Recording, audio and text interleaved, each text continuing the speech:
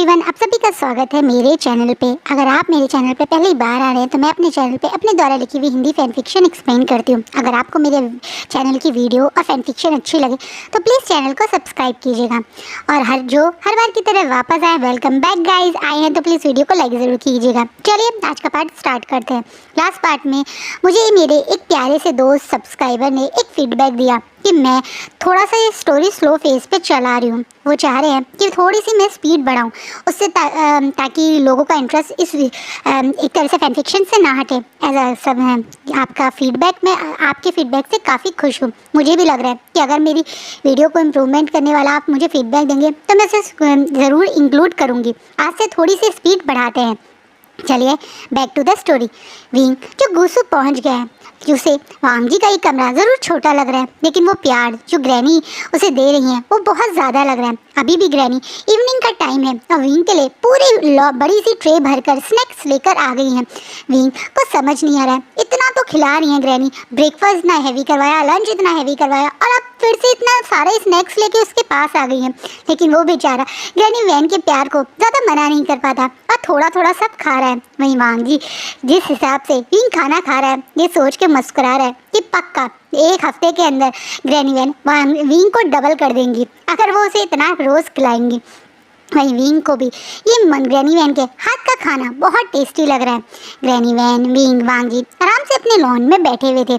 तभी वहीं वांग जी के पास शिचैन का मैसेज आता है, जिसे पढ़ने के बाद वांग जी का एक्सप्रेशन पूरी तरह से चेंज हो जाता है। उसका एक्सप्रेशन काफ़ी डार्क हो जाता है। जिस तरीके से वो आज जंचा से मिला और जो जंचा की और उसकी बातें हुई, जब उस शिचैन के थ्रू वांग जी तक पहुंची हैं तो वांग जी का थोड़ा सा डार्क मतलब एक तरह से परेशान होना बनता है, क्योंकि उसने एक्सपेक्ट नहीं किया था कि जैन फैमिया ये चीज़ इस तरीके से सबके बीच में बता देंगे। क्या जैन फैमिया को पता चल गया है कि वांग जी ही अब पूरी तरह से यू कॉर्पोरेशन या जियांग्स कॉर्पोरेशन का हायर बन चुका है? क्या जैन फैमिया ये भी जान चुके हैं? वांग जी को ये महसूस होता है। वांग जी के जो लोग पहले से जैन फैमिया के साथ भी इंक्लूड है उनके थ्रू भी वांग जी को ये कंफर्मेशन मिल जाती है। जब वांग जी तुरंत अपने ब्रदर की कॉल के बाद उन लोगों से बात करता है। सब जानने के बाद अब वांग जी थोड़ा वरी होता है। अब वो विंग और एक तरीके से विंग की ग्रैनी की तरफ देखता है और एकदम से ग्रैनी से बोलता है, ग्रैनी चलिए विंग को किसी से मिलवाते हैं। अब अचानक से विंग जो पहले आराम से बैठा हुआ था, जिसके मुंह में खूब सारे स्नैक्स पड़े हुए हैं, वो अपने ऐसे ही भरे हुए स्नैक्स वाले मुंह से बड़ी बड़ी आंखें करके वांग जी की तरफ देखने लगता है, जैसे कि वो पूछना चाहता है किससे मिलना रह गया है। लेकिन उसके मुंह में इतना खाना भरा हुआ है कि वो बस के अलावा कुछ कह ही नहीं पाता है। वहीं ग्रैनी वैन के चेहरे पे स्माइल आ जाती है और वो तुरंत हाँ करके अपनी गर्दन हिलाती हैं। विंग एकदम से जो उसके मुंह में है वो खाता है और एकदम से अपना फेस क्लीन करते हुए ही वांग जी और ग्रैनी वैन की तरफ देखते हुए पूछते हैं, कौन है जिसे आपको मुझसे मिलवाना है? इस बात पे ग्रैनी तुरंत विंग का हाथ पकड़ती हैं और उसे अपने साथ ले जाने लगती हैं। वांग जी तो कुछ बोलता नहीं, उन लोगों के पीछे जाने लगता है। विंग दोबारा से ग्रैनी से पूछता है, आप मुझे किससे मिलवाना चाह रहे हैं? कौन है वो? विंग के इस सवाल पे ग्रैनी कुछ नहीं कह के बस इतना ही कहती है, कोई खास जो तुम्हारा से मिलने का वेट कर रहा था। अब विंग ग्रैनी और वांग जी के साथ उस रूम में एंट्री करता है। विंग देखता है सामने एक पर्सन लेटा हुआ है। वो पर्सन विंग के पेरेंट्स की एज का ही होगा। उसका फेस भी काफ़ी ज़्यादा मतलब एक तरह से पील है और शायद वो काफ़ी बीमार है। तभी वो इस तरीके से बेड पे इन सारे मेडिकल इक्विपमेंट के साथ लेटा हुआ है। गाइस एक मिस्टेक मुझसे लास्ट टाइम हो गई थी, मैंने गलती से ग्रैनी वैन की एज 60 बोल दी थी। उनकी एज 60 नहीं 80 है, 80-85 के अराउंड, तो वो मुझसे गड़बड़ हो गई थी। चलिए बैक टू द स्टोरी। हाँ, ग्रैनी वैन और वांग जी विंग की साइड देख रहे हैं, जैसे वो जानना चाहते हैं कि विंग क्या इन्हें इस पर्सन को देख के कैसे रिएक्ट करे। वहीं विंग ये सब अपनी सोचों में गुम है कि एक रूम में एक पर्सन इस तरीके से बेहोश क्यों है। क्या ये वांग जी के फादर हैं? क्योंकि ये ऑब्वियसली उसके फादर और मदर की एज का पर्सन है, तो वहीं इनके दिमाग में सबसे पहले वांग जी के फादर का ही पॉइंट आया। विंग ये क्वेश्चन इससे पहले कुछ पूछता, वांग जी ही खुद बोल देता है, ये मेरी लाइफ के बहुत इंपॉर्टेंट पर्सन है, ये मेरे फादर के कुछ खास फ्रेंड्स में से एक थे और अब ये हमारे साथ रहते हैं। मैं चाहता हूँ जब तक तुम यहाँ रहो इनका खूब ध्यान रखना। ये मेरे लिए मेरे फादर की तरह हैं और तुम्हारे लिए भी ये तुम्हारे फादर की ही तरह हैं। ये बात बोलने के बाद वांग जी विंग का हाथ पकड़ता है और उस पर्सन जो बेड पे है उनके पास विंग को बैठा देता है। विंग पता नहीं क्यों इस पर्सन को देखकर कुछ अजीब ही फील कर रहा है। इस पर्सन को इस हालत में देख के विंग को कुछ अजीब सा पेन हो रहा है। ये चेहरा कुछ अपना सा लग रहा है, जैसे कोई अपना हो। और वांग जी कह रहा है कि ये वांग जी के फादर की तरह है और विंग को भी अब उन्हें फादर की तरह ही मानना चाहिए। तो विंग उन्हें फादर की तरह ही बोलते हुए, फादर आप कैसे हैं, डरता हुआ, थोड़ा कांपता हुआ उस पर्सन से पूछता है। विंग को नहीं पता कि ये पर्सन बोल नहीं सकता। विंग को लग रहा है शायद ये पर्सन अभी रेस्ट कर रहे हैं, इसलिए उसने ऐसे ही पूछा। वहीं इस बात पे वांग जी और ग्रैनी वैन एक दूसरे की तरफ देखते हैं और फिर वांग जी विंग को बोलते हैं, विंग ये कोमा में है, ये ना हमारी बात ज़रूर सुन सकते हैं लेकिन तुम्हारी बात का जवाब नहीं दे सकते। इनकी बॉडी कुछ रिस्पांस नहीं करती है। इस बात पे पता नहीं क्यों विंग को बहुत पेन होता है। उसके दिल में जैसे कुछ अजीब सी फीलिंग आती है। इस पर्सन को कोमा में सोचकर या देखकर विंग को क्यों ऐसा लग रहा है वो नहीं जानता, पर इस पर्सन के जो हल्के हल्के अल्फा फॉर्मोन्स इस रूम में हैं, विंग को ये पता नहीं बहुत ज़्यादा स्मूथिंग से एहसास दे रहे हैं। किसी स्ट्रेंजर अल्फ़ा के फॉर्मोन्स किस इनहेल करना ओमेगास के लिए कंफर्टेबल नहीं होता, लेकिन विंग को इनका फॉर्मोन्स कुछ अलग नहीं लग रहे, बहुत ज़्यादा कंफर्टेबल फील करवा रहे हैं जैसा उसे वांग जी के साथ लगता है। वांग जी तो उसका अल्फ़ा है, उसे मार्क करा है, इसलिए उसे ऐसा फील होता है। लेकिन क्यों लग रहा है विंग को इस अल्फ़ा के साथ ना कंफर्टेबल। विंग जल्दी से अपने ब्रदर और अपने फादर यानी जंजा और जैन फैमिया के फार्मोन्स में भी कंफर्टेबल फील नहीं कर पाता है, इसलिए थोड़ा सा उनसे स्पेस ही बना के रखता था। जल्दी से वो लोगों को हक भी नहीं करता है। लेकिन अचानक से इस पर्सन को जिसे वो फर्स्ट टाइम मिला है उसके फार्मोन्स इतने अपनेपन से वाले क्यों फील करवा रहे हैं। इस अल्फ़ा के फार्मोन्स में भी उसे अनकम्फर्टेबल क्यों नहीं फील हो रहा, वो नहीं समझ पा रहा। लेकिन वो बड़े प्यार से उस पर्सन के हाथ पे हाथ रखता है और बोलता है, अगर ये अब तक नहीं उठ पाए तो इसका मतलब ये तो नहीं है कि आगे उठ नहीं पाएंगे। अंकल अगर आप मेरी बात सुन रहे हैं तो अब आप जल्दी से ठीक हो जाइए। ग्रैनी, मैं और वांग जी आपका वेट कर रहे हैं। विंग ने ऐसा क्यों कहा वो नहीं जानता, लेकिन उसका मन करा कि इस पर्सन को पता होना चाहिए कि अब विंग भी इसके ठीक होने का वेट कर रहा है। उसका मन कर रहा है कि इस पर्सन को ये बोले, इसलिए विंग ने ऐसा बोला। और अचानक से जैसे इस पर्सन को कुछ अजीब सा ही फील हुआ, उसकी थोड़ी सी उंगली हिली। विंग एकदम से वांग जी की तरफ देखता है क्योंकि वांग जी का ध्यान तो सिर्फ विंग के फेस पे था, जैसे वो विंग के फेस को ऑब्जर्व कर रहा है। वांग जी नोटिस करता है कि विंग के चेहरे पे कुछ एक्साइटमेंट से आई, इसलिए वो विंग की आंखों की तरफ देखता है और वो भी शॉक हो जाता है। आज सचमुच में वी चांसे ने अपना हाथ हिलाया। ये वी चांसे हैं, विंग के फादर, विंग जिनका मतलब एक तरह बर्थ या बायोलॉजिकल सन है। वी चांसे शायद अपने बच्चे के टच से ही पहचान गए कि ये उनका बच्चा है। विंग वह स्माइल करता हुआ अब विंग वांग जी की तरफ देखता है। वांग जी के चेहरे पे भी हल्की सी स्माइल आ जाती है और वांग जी तुरंत बोलते हैं, विंग आज से तुम अंकल का ध्यान रखना, जब तक तुम्हारा कॉलेज नहीं खुलता तुम यहीं ग्रैनी और अंकल के साथ रहोगे। तुम इनका पूरी तरह से ध्यान रखना और मैं बाहर का काम कर संभालूंगा। मुझे अभी कॉल आया था, मुझे किसी छोटे से काम के लिए फिर से बाहर जाना पड़ेगा। एक इन्वेस्टर आए हैं मेरे स्टोर में कुछ अमाउंट इन्वेस्ट करने के लिए, उनसे मिलने मुझे जाना पड़ेगा। विंग एकदम से ये सुन के थोड़ा अपसेट हो जाता है। उसे लंजा के पास रहना है, उसे लंजा के साथ रहना है, इसलिए वो थोड़ा सा अपसेट तो होता है। लेकिन वो ये भी जानता है कि अब वो यहाँ अकेला नहीं है, उसके पास ग्रैनी है और ये प्यारे से नए फादर हैं जो अभी से मिले हैं। तो वो वांग जी की तरफ सिर्फ देख ही पाता है और तुरंत मिस गर्दन हिला देता है। विंग और वांग जी उस रूम से बाहर आते हैं वांग जी के रूम में, ताकि विंग और वांग जी थोड़ा सा वांग जी का सामान पैक करे, क्योंकि वांग जी किसी काम से बाहर जा रहा है, इसलिए वो चाहता है कि वो वांग जी का सामान पैक करे। उसे ये ओमेगास वाले काम जब पहले उसकी मदर करती थी तो उसे थोड़ा अजीब लगता था, लेकिन आज वो ये सब करना चाहता है। वो लास्ट मोमेंट तक जब तक वांग जी यहाँ है वो एक मिनट वांग जी के साथ स्पेंड करना चाहता है।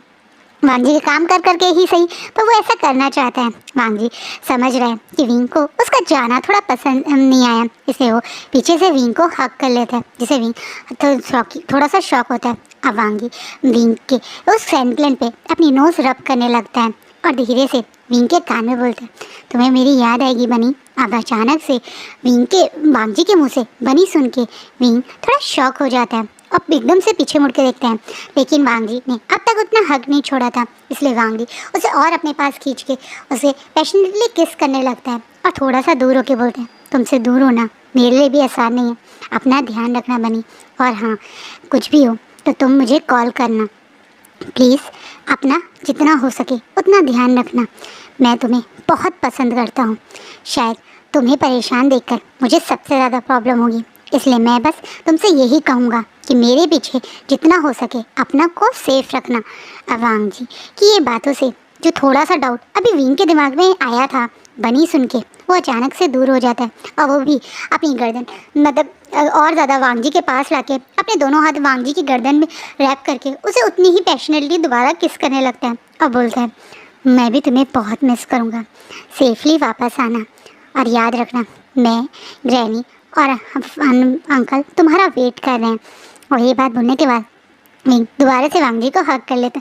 वांग जी अपना ये प्यारा बनी ऐसे ऐसे गुड बाय करता हुआ बहुत क्यूट लग रहा है, लेकिन वांग जी को वापस जाना है। इससे पहले जैन फैमिया कुछ गड़बड़ कर दे, उसे सब कुछ श्योर करना है, इसलिए वो यहाँ से चला जाता है। वांग जी के जाने के बाद विंग को ये रूम भी अच्छा नहीं लग रहा। हाँ उसे लैंडा का वो मजाक जो सुबह वांग जी ने किया था वो थोड़ा फनी तो लगा था, लेकिन उसे वो करना था, उसे अपने लंजा की बाहों में ही सोना था, लेकिन उसका लंजा चला गया तो उसका मन नहीं लग रहा है। विंग ग्रैनी विंग के साथ रहती है। वहीं वांग जी तुरंत उस सिटी पहुंचता है जहाँ पे इस समय जैन फैमिया है। वो पेपर्स ऑलरेडी कोर्ट में सबमिट कर चुका था, इसे जैन फैमिया के कोर्ट में अब कुछ भी सबमिट करने से वांग जी पे कोई फ़र्क नहीं पड़ने वाला था।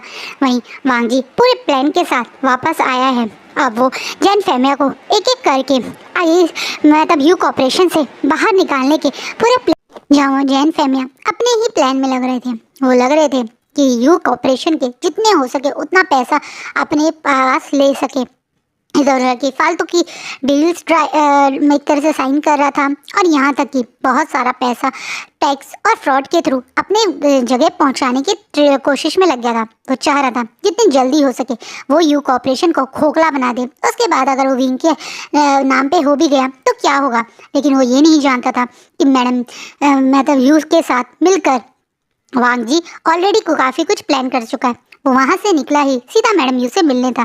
जब मैडम यू और वांग जी उस बड़े से ब्रिज पे अकेले मिलते हैं जहाँ सिर्फ मैडम यू और वांग जी है, जहाँ दूर दूर पे वांग जी के कुछ बॉडीगार्ड्स हैं जो चीज़ें ऑब्जर्व कर रहे हैं ताकि कोई आ ना जाए। मैडम यू एकदम से बोलती हैं, तुम्हें मुझसे मिलना था तो तुम कहीं और क्यों नहीं मिलना है, मुझे यहाँ इस सुनसान ब्रिज पे क्यों बुलाया है। इस बात पे वांग जी मैडम यू की तरफ देखता है और बोलता है, आप काफ़ी कुछ मेरे बारे में जानती हैं और बहुत सारी क्वेश्चन होंगे जो आपके मन में होंगे, मैं आज उन सारे सवालों के जवाब देने ही आया हूँ। मैडम यू वांग जी की तरफ देखती हैं, अब बोलती हैं, मैं जानती हूँ तुम बहुत समझदार हो, तुम्हारे बारे में 2 दिन पहले ही मुझे काफ़ी कुछ पता चल गया था, जैसे कि ये सब तुम्हारा ही प्लान था, मेरे बेटे को फंसाना, उससे शादी करना। क्या जान सकती हूँ क्या कारण था? पर उससे पहले तो मैं जानना चाहता हूँ कि क्या कारण था कि ये जानने के बावजूद ही कि मैंने विंग से एक प्लान करके शादी करी है, उसके बावजूद आपने विंग को मेरे साथ भेजने के लिए तैयार कर दिया, लेकिन मुझसे एक सवाल भी नहीं पूछा। क्या इतना कॉन्फिडेंस है आपको मुझ पे? अब मैडम यू अपने चेहरे पे एक कॉन्फिडेंट स्माइल करते हुए बोलती हैं, मैं जितना तुम्हें जानती हूँ उतने में मैं समझ चुकी हूँ कि तुम विंग के लिए बहुत ज़्यादा सीरियस हो। तुम्हारी आंखों में विंग के लिए मैंने वो प्यार देखा है, और जिस प्यार पे मुझे भरोसा है। मैं जानती हूँ जब इंसान किसी दूसरे इंसान को प्यार करता है तो वो उस इंसान को कभी हर्ट नहीं कर सकता, और मैं ये बात पे ही तुम्हें उसके साथ भेजने के लिए रेडी हुई थी। अब वांग जी अपने कॉन्फिडेंट अपने डेविल वाले रूप में हल्का सा अपने चेहरे पे कनिंग स्माइल करते हुए बोलता है, जब मैं इतना अच्छा नाटक कर सकता हूँ, इतना अच्छा प्लान कर सकता हूँ, तो आपको नहीं लगता कि मैं ये प्यार का नाटक भी कर सकता हूँ? उस बात पे मैडम यू वांग जी के इस ऑरा से बिना डरे कॉन्फिडेंटली बोलती हैं, मैं ऐसे ही बूढ़ी नहीं हुई हूँ, मेरे बाल ऐसे ही सफ़ेद नहीं हुए। माना कि मैं आजकल बाहर बिजनेस वर्ल्ड में नहीं हूँ, लेकिन एक टाइम था जब मैं बिजनेस वर्ल्ड को रूल करती थी। मैं तभी से लोगों को पहचानने के मतलब जो तरीका है उसे वाकिफ़ हूँ। मैं जानती हूँ कौन इंसान कब झूठ बोलता है और कब सच बोलता है। इस बात पे वांग जी हंसते हुए बोलता है, अगर आप इतनी ही समझदार हैं, इतना ही लोगों को जानती हैं, तो आपने जैन फेमिया जैसे आदमी पे भरोसा कैसे कर लिया? कैसे इतने अच्छे, इतने शरीफ इंसान वी चांसे को धोखा दे दिया? मैं आपके वी चांसे के और जैन फेमिया के बारे में सब कुछ जानता हूँ। अगर आप मेरे बारे में जानना चाहती हैं तो आज अपना दिल मजबूत कर लीजिए। इस ब्रिज पे आपको बुलाने का क्या कारण है? कैसे मैं आप सबके बारे में सब कुछ जानता हूँ, मैं सब आपको बताऊंगा। पर मुझे ये बताइए कि आपने कैसे जैन फेमिया पे भरोसा कर लिया? अब मैडम जो अभी तक बहुत कॉन्फिडेंट थी, अब उनके चेहरे के एक्सप्रेशन एक डल से, एक सैडनेस से में चेंज होते हैं और बोलती हैं, क्योंकि मैं प्यार में अंधी थी। मेरी आंखों पे प्यार का पर्दा पड़ गया था। प्यार बहुत स्ट्रॉन्ग फीलिंग होता है। प्यार के लिए इंसान किसी भी हद तक जा सकता है, किसी को बर्बाद कर सकता है और खुद भी बर्बाद हो सकता है। मेरे प्यार में मैंने खुद को ही बर्बाद कर लिया। मैं जानती हूँ जब तक मेरी आंखों पे वो प्यार का पट्टा बंधा हुआ था तब तक मैं कुछ देख ही नहीं पाई, और जब वो हटा तब तक बहुत देर हो चुकी थी। लेकिन अब मैं चीज़ें सुधारना चाहती हूँ। मैं जानती हूँ मैंने अपनी लाइफ में बहुत गलतियाँ की हैं। सबसे बड़ी गलती जो मुझे अब तक गिल्ट में सोने नहीं देती, रात भर मैं जगती रहती हूँ, तड़पती रहती हूँ, वो है उस एक शरीफ, एक जेन्युइन सोल को हर्ट करना, एक ऐसे इंसान को हर्ट करना जिसने कभी भी मेरे साथ कुछ गलत नहीं किया था। मैंने उसका वो ट्रस्ट तोड़ा, उसकी से शादी करी, मैं उसकी वाइफ थी। उसके बावजूद मैंने एक गलत इंसान के साथ अफेयर किया। उस चीज़ के लिए मैं आज तक अपने आप को गिल्टी मानती हूँ। मेरी लाइफ की सबसे बड़ी मिस्टेक थी वो कि मैंने वी चांसे को चीट किया, उसका ट्रस्ट तोड़ा। मैं उस गिल्ट से कभी बाहर ही नहीं आ पाई, और शायद उसी कारण मैं अपने बेटे के लिए कुछ करना चाहती हूँ। वी चांसे की उस लास्ट एक तरह से याद को, विंग को के लिए कुछ करना चाहती हूँ। मैं समझ चुकी हूँ कि जैन फेमिया ने विंग को जो प्यार करा था, जो वो मेरे और सबके सामने विंग को लाड जताता था, वो सब झूठ था। और तुम भी जानते हो वो सब कारण किस वजह से उसने करा था। लेकिन मैं तुम्हारे बारे में कुछ नहीं जानती हूँ। जब तक तुम मुझे सच नहीं बताओगे तब तक मैं तुम्हारा साथ नहीं दे पाऊँगी। अब मैडम यू डायरेक्टली लांगवांग जी से बात करिए। लांगवांग जी बोलना शुरू करता है। मैं जानता था कि जो इंसान मतलब हमारे वी चांसे को से मिला होगा वो कभी भी उससे धोखा देके चैन की ज़िंदगी तो नहीं जी पा रहा होगा।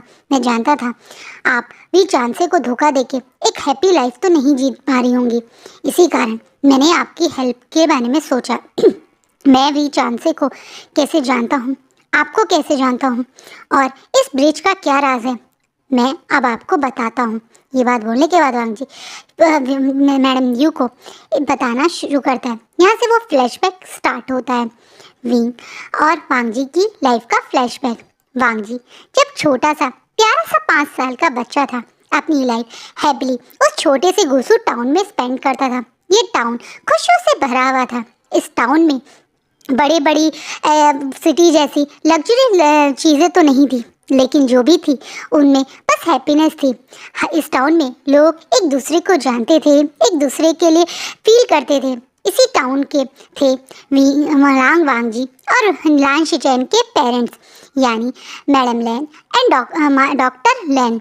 मैं डॉक्टर लैन एक छोटे से क्लिनिक को चलाते थे। ये हॉस्पिटल डॉक्टर लैन ने अपनी वाइफ के साथ मिलकर सिर्फ ज़रूरतमंद लोगों के लिए ही चलाया था। वो अपने आप में एक बहुत बड़े मेडिकल डॉक्टर थे। उनके पास दूर दूर से पेशेंट आते थे। जो लोग गरीब थे उनका वो फ्री में इलाज करते थे। जो पैसे वाले होते थे उनकी एक प्रॉपर फीस होती थी। मैडम लैन और डॉक्टर लैन मिलकर इस पूरे हॉस्पिटल को इतने प्यार से संभालते थे कि यहाँ पे आया हुआ हर पेशेंट घर जैसा ही फील करता था। एक हैप्पीनेस वाली लाइफ थी, बहुत ज़्यादा लग्जरियस तो नहीं, लेकिन एक तरीके से एक हैप्पी वालीनेस से भरी हुई लाइफ थी। लांगवांग जी और लान शिचैन भी अपने इस छोटे से टाउन में हैप्पीनेस से रहते थे। पूरे टाउन में अब जिस गली में जाओ, चहकना, मुस्कुराना, हंसी मजाक, अब लोगों का एक साथ बैठ के खूब हंसी मजाक करना, बच्चों का आपस में खेलना, बिल्कुल ऐसा ही माहौल था। शुयांग एक तरीके से सोंगलेन, शाओ शिनशेन, इनके पेरेंट्स भी इसी टाउन से इन्वॉल्व करते थे। ये टाउन हैप्पीनेस से भरा हुआ था जब तक इस टाउन पे जैन फैमिया की गंदी नजर नहीं पड़ी थी। ये टाउन शहर से दूर था पर बहुत ज़्यादा दूर नहीं था। इस टाउन में कभी कोई क्रिमिनल एक्टिविटी नहीं होती थी, इसलिए कोई बहुत बड़ा पुलिस स्टेशन भी नहीं था। लेकिन जैन फैमिया को ये बहुत अच्छा तरीका लगा लोगों के साथ गलत करने का।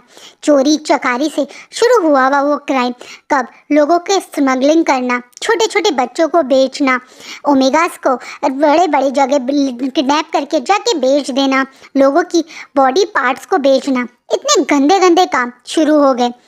जैन फैमिया ने अपना ही गुंडों का एक गैंग बना दिया था। रात में दहशत में लोग घर से बाहर भी नहीं निकलते थे।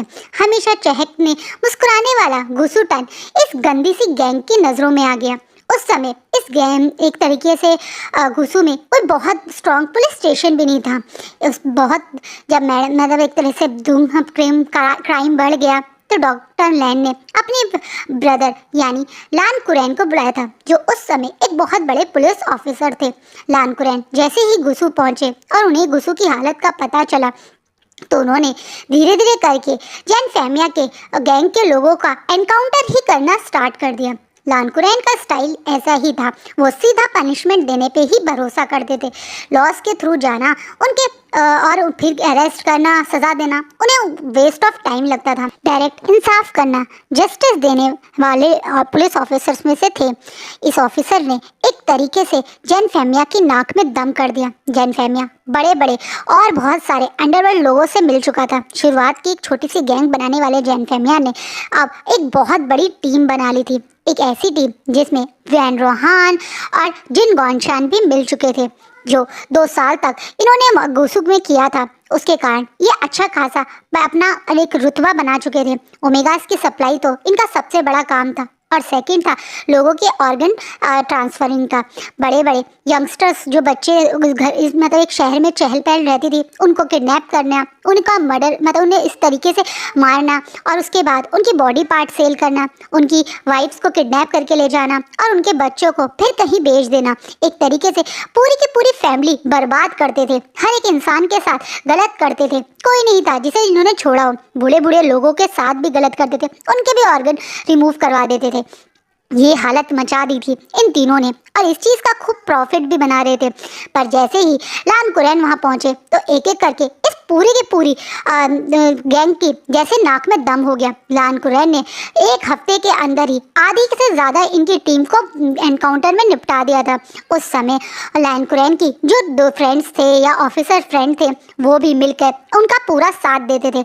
लान कुरैन एक ऐसी आफत बन गया था कि जैन फैमिया बहुत ज़्यादा चिढ़ गए और अपनी चिढ़ का बदला लेने के लिए वो डॉक्टर लैन और मैडम लैन के घर पहुंच गए। जब वो वहां पहुंचे थे तो डॉक्टर लैन के साथ उनकी खूब हाथापाई हुई थी। डर के मैडम लैन अपने छोटे से 5 साल के वांगजी को वहां छुपा दिया था। वहीं उनका बड़ा बेटा लान शिचैन उनके घर के पास में ही रहने वाले एक ओल्ड कपल यानी वी चांसे के पेरेंट्स के पास गया था, इसलिए किसी वजह से उस घर में सिर्फ यही तीनों थे। शुक्र है कि शिचैन सेफ था, लेकिन वांगजी की सेफ्टी के लिए लेके मैडम लैन इतना डर गई थी कि उन्होंने अपने बच्चे को उस बॉक्स में छुपा दिया था। जब वो बाहर पहुंची तो उन्होंने देखा कि उनके हस्बैंड को मार दिया गया है, यानी डॉक्टर लैन को इन तीनों ने मिलकर मार दिया था। गुस्से में डूबे हुए ये लोग, क्योंकि डॉक्टर लैन के बुलाने पे ही लान कुरैन यहाँ आया था और ये सब हुआ था। इसी कारण वो सबसे ज़्यादा इसी फैमिली से चिढ़ रहे थे। गुस्से में इन तीनों ने बाद में मैडम लैन का रेप भी किया, जिसे वांगजी ने अपनी आंखों से देखा। उसी कारण वो उस दिन बहुत मैच्योर बन गया। अपनी माँ की चीखों के कारण वो उस तरह से तड़पा था कि आज तक उसकी आंखों में वो दाग का मंजर है। इन तीनों को वो किस तरीके से बदला लेगा, कैसे तड़पाएगा, कैसे मारेगा, बस वो ही जानता है। उसके अंदर का डेविल उस दिन तक शांत नहीं होगा जब तक वो इन तीनों को नंगा करके इनके शरीर के मतलब शरीर के एक एक हड्डी को ना तोड़ दे, खाल को इनकी बॉडी से अलग ना कर दे, इनके एक एक बॉडी पार्ट को सेल ना कर दे, तब तक लॉन्ग वांगजी तो बदले की आग में जलता रहेगा। पर हाँ, उस दिन लांग वांगजी की पूरी फैमिली बर्बाद हो गई। उसका भाई और मतलब वैन जब वहाँ पहुँचे थे वी चांसे के पेरेंट्स, तो इस तरीके से मैडम लैंग की हालत और डॉक्टर लैंग को मरा हुआ देख के उनकी भी चीख निकल गई थी। शिचैन तो पागलों की तरह रो रो के ऑलमोस्ट बेहोश हो गया था, लेकिन वांगजी की आंखों से एक आंसू नहीं निकला था। वो उस बिग बॉक्स से तब बाहर निकला जब उसने देख लिया कि घर में अब उसका ब्रदर और पड़ोसी वाली ग्रैनी और ग्रैंडपा आ गए हैं। उन दोनों के पास जब उन दोनों ने इन दोनों बच्चों की हालत देखी तो उनके दिमाग में सबसे पहला नाम आया कि इन दोनों बच्चों को यहाँ से इनके चाचा के पास ले जाना चाहिए, यानी लैन कुरैन के पास।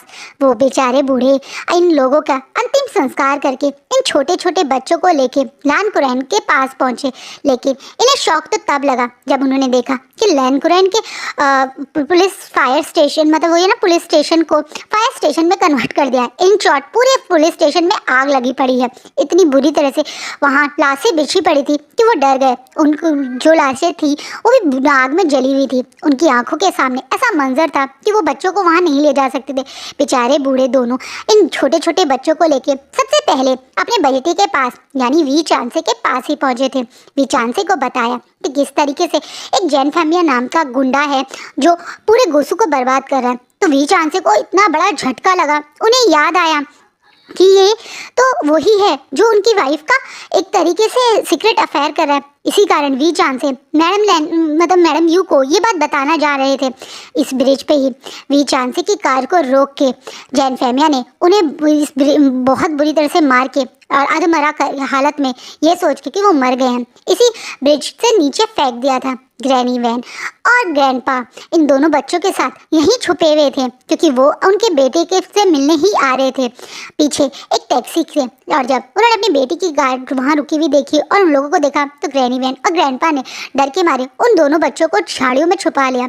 एक तरीके से जैन फैमिया की इस गैंग ने एक एक करके कितने लोगों को बर्बाद करा। अपने पैसे के लालच में अपनी गंदी हरकतों के कारण उनके अंदर का इंसान तो कब का मर चुका था। सिर्फ राक्षस दानव लोग थे जो ये घूम रहे थे और इन लोगों ने कितने लोगों को बर्बाद किया। उनमें से एक तरह से वी चांसे की फैमिली भी थी। वी चांसे को ऐसे पानी में डूबता हुआ देख के जहाँ एक तरफ ग्रैनी वैन एक तरह से लांग वांगजी और लांग शिचैन को छुपा के खड़ी रही, वहीं ग्रैंडपा रुक नहीं पाए, वो पानी में कूद गए। जब वहाँ से जैन फैमिली की कार चली गई, वो बूढ़ा आदमी रात भर पानी में तैरता रहा, अपने बच्चे को ढूंढता रहा और उस बेचारे की सफलता भी मिली जब उसे अपना बच्चा मिला।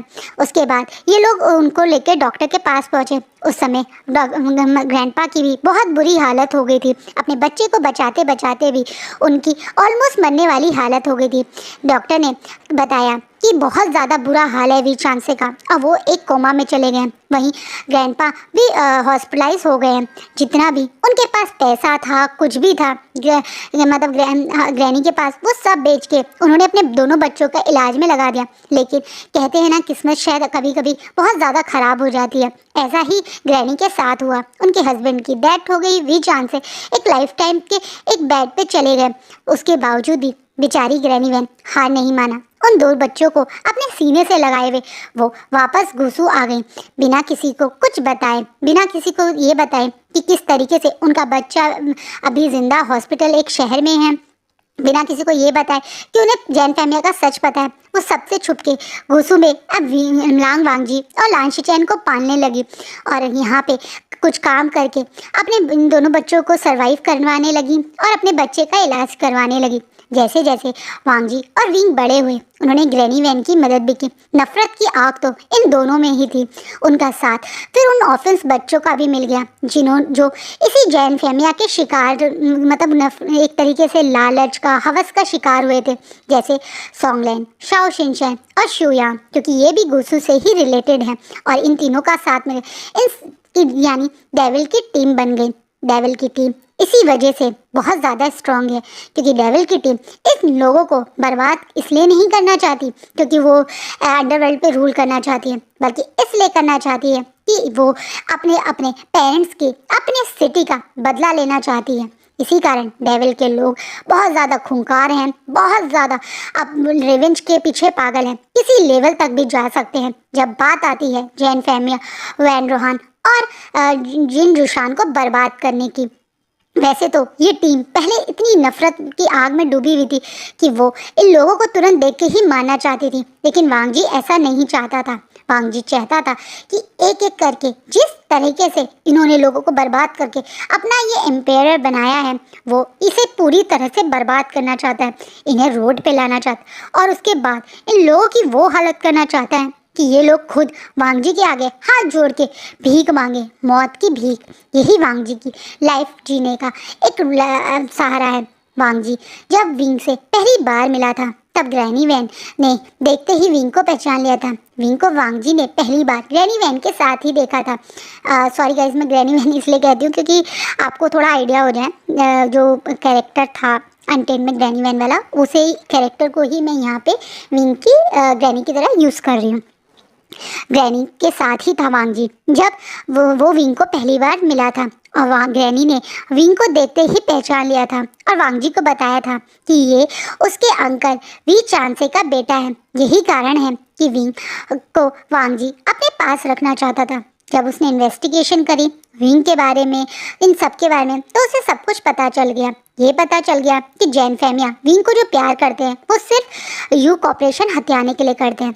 विंग के को प्यार करके उसे 18 ईयर के होते ही साइन करवा के शायद वो विंग को भी मार देते।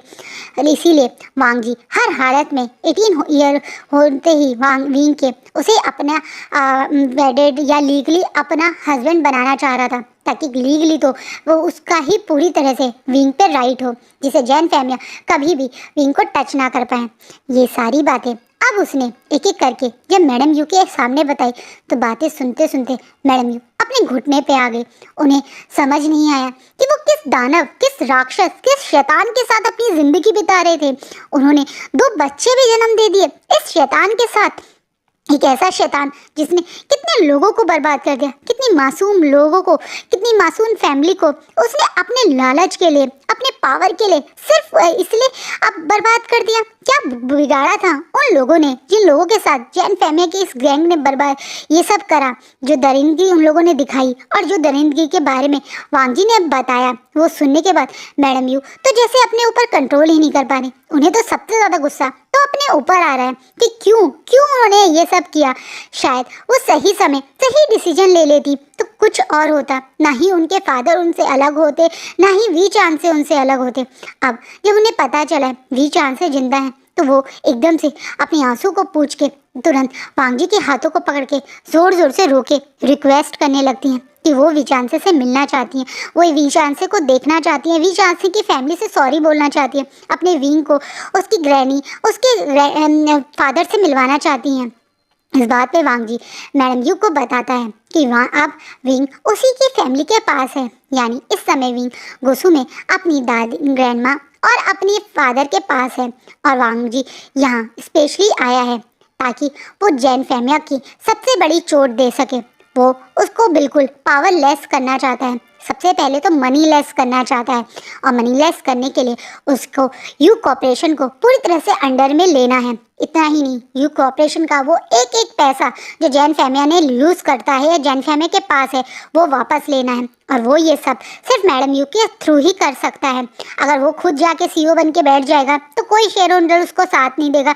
एक स्ट्रेंजर कैसे सीईओ मान लेगा कोई, इसलिए वो मैडम यू की साथ चाहता है। मैडम यू जो अब सच जान चुकी हैं वो वांग जी से वादा करती हैं कि अब वो वांग जी का पूरा साथ देंगी। वो वांग जी को अब उसके फादर यानी यू कॉर्पोरेशन का रिस्पॉन्सिबिलिटी संभालने में पूरी हेल्प करेंगी। वो जैन फैमिया को कभी भी उसके फादर की कंपनी को टेक ओवर या यूज़ नहीं करने देंगी। मैडम यू ने भी डिसाइड कर लिया है और आज का पार्ट यहीं रुकता है। सो गाइस, आज के पार्ट में हमने पूरा पास देखा कैसे विंग और वांग जी एक दूसरे से कनेक्ट हैं। आपको समझ में भी आ गया होगा और आई होप आपको ये फैन फिक्शन अच्छा लग रहा हो। कैसा लग रहा है प्लीज़ कमेंट में बताइएगा। अगर आपको मेरी वीडियोस अच्छी लगती हैं तो प्लीज़ लाइक भी किया कीजिए। Thank you.